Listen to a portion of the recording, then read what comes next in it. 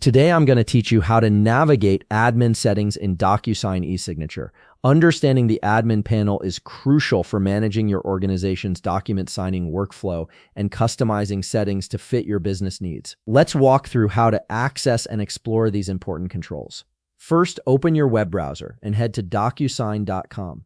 Once you're on the homepage, you'll need to log in using your credentials. After signing in, you'll land on your Docusign dashboard where you can access all the main features of the platform. Now, look at the top toolbar on your screen. You'll see several navigation options displayed there. Click on the one labeled Admin. This is your gateway to all the administrative controls and settings that govern how Docusign operates for your account. Clicking this will take you directly to the admin console where you can manage everything from user permissions to security protocols. Once you're in the admin area, direct your attention to the left sidebar. This is where you'll find a comprehensive list of settings categories.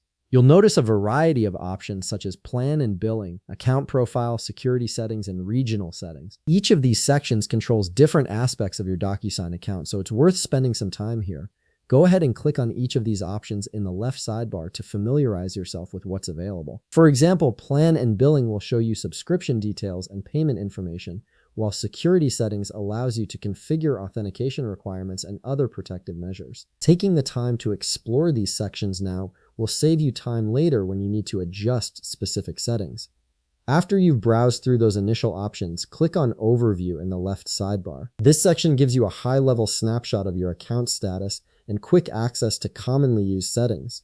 It's a helpful starting point whenever you return to the admin panel. You'll also notice a search bar near the top of the page. Click on it and you can type in whatever setting you're looking for. This search function is incredibly useful when you know exactly what you need to change, but aren't sure which category it falls under.